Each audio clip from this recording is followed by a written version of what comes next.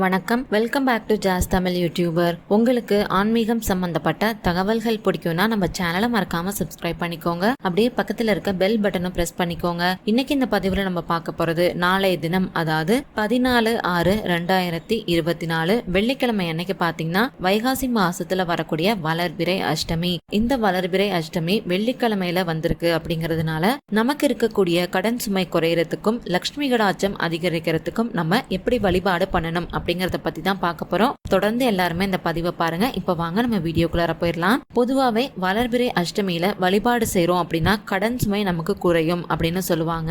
வளர்பிறை அஷ்டமியில நம்ம வழிபாடு செய்யறப்ப நம்ம வீட்டுல லட்சுமி கடாட்சம் அதிகரிக்கும். லட்சுமி கடாட்சம் அதிகரிக்கிறப்ப நமக்கு கடன் வாங்காத சூழ்நிலையானது உண்டாகும். கடன் இருந்தாலும் வரக்கூடிய வருமானத்துல கடனை அடைக்கக்கூடிய அளவுக்கு நமக்கு ஒரு தொகையுமே வரும். இப்ப நம்ம லட்சுமி கடாட்சம் பெருகிறதுக்கும் கடன் சுமை குறையறதுக்கும் எப்படி இந்த வழிபாடை மேற்கொள்ளணும் அப்படிங்கறத பத்தி தொடர்ந்து பார்க்கலாம். இந்த பரிகாரத்துக்கு குங்குமம், மஞ்சள் நிறத்துல ஒரு துணி தேவை, 8 ₹1 நாணயங்கள் தேவை. இந்த 3 பொருட்கள் மட்டும்தான் இந்த வழிபாட்டுக்கு நமக்கு தேவை. நாளைய தினம் வெள்ளிக்கிழமை அப்படிங்கறதுனால நிச்சயமா நம்ம வீட்டு பூஜை அறையும் நம்ம வீட்டையும் நம்ம சுத்தபத்தமா தொடச்சு வச்சிருப்போம். காலையில இந்த வழிபாடை நீங்க செய்யணும் அப்படின்னு நினைச்சீங்கன்னா காலையில 9 மணிக்கு முன்னாடி இந்த பூஜையை நீங்க நிறைவு செஞ்சுக்கணும். காலையில செய்ய முடியாதவங்க சாயங்காலம் 5:30 மணிலேருந்து 8 மணிக்குள்ளார இந்த பூஜையை செய்யலாம். இந்த பூஜை செய்யறதுக்கு உங்க பூஜை அறையில தீபம் ஒன்றை ஏத்தி வச்சுட்டு அடுத்தபடியா நீங்க வச்சிருக்கக்கூடிய மஞ்சள் துணியில குங்குமத்தை உங்களுடைய ஆள்காட்டி விரலால தொட்டு ஸ்ரீம் அப்படின்னு எழுதணும். அடுத்தபடியா அஷ்டலட்சுமிகளுடைய பெயரை ஒன்னா சொல்லி நீங்க எடுத்து வச்சிருக்கக்கூடிய அந்த ₹1 நாணயங்களை மஞ்சள் நிற துணியில ஸ்ரீம் அப்படிங்கிற வார்த்தைக்கு மேல வச்சிருங்க. இப்ப அஷ்டலட்சுமிகள் உங்களுடைய வீட்டு பூஜை அறையில வந்து அமர்ந்துட்டாங்க அப்படின்னு அர்த்தம். ஒருவேளை உங்களுக்கு அஷ்டலட்சுமியோட பெயர்கள் தெரியல அப்படிங்கிற பட்சத்துல நான் டிஸ்பிளேல கொடுத்துருக்கேன், அதுல இருந்து கூட நீங்க பார்த்து எழுதி வச்சுக்கிட்டு நீங்க பூஜை பண்றப்ப சொல்லிக்கோங்க.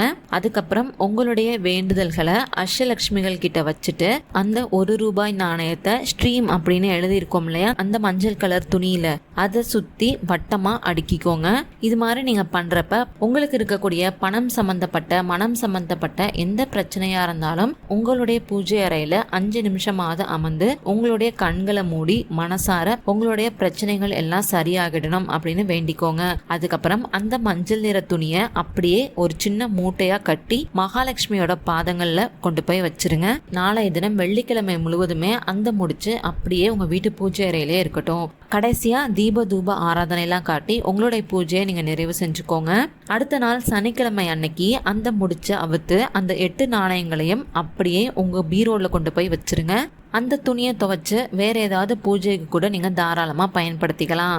இது மாதிரி நீங்க அஷ்டலட்சுமிகளை நினைச்சு நாளைய தினம் உங்க வீட்டு பூஜை அறையில இந்த வளர்பிறை அஷ்டமியில இந்த பூஜையை நீங்க செய்யறப்ப கண்டிப்பா கடன் சம்பந்தப்பட்ட பிரச்சனை எதுவா இருந்தாலுமே அது நிவர்த்தியாகும். நாளைய தினம் எல்லாருமே இதை முயற்சி பண்ணி பாருங்க, நல்ல பலன்கள் உங்களுக்கு கிடைக்கும் அப்படிங்கிற கருத்தோட இன்னைக்கு இந்த பதிவை நாங்க நிறைவு செய்யறேன். உங்களுக்கு இந்த பதிவு பயனுள்ளதா இருந்துச்சுன்னு நினைச்சீங்கன்னா மறக்காம லைக் பண்ணி, ஷேர் பண்ணி, கமெண்ட் பண்ணுங்க. அது மட்டும் இல்லாம உங்களுக்கு ஆன்மீகம் சம்பந்தப்பட்ட எந்த மாதிரியான பதிவுகள் வேணும்னு நினைக்கிறீங்களோ நம்ம சேனலோட மெயில் ஐடியிலையோ இல்லை கீழே இருக்க கமெண்ட் பாக்ஸ்ல எனக்கு தெரியப்படுத்துங்க.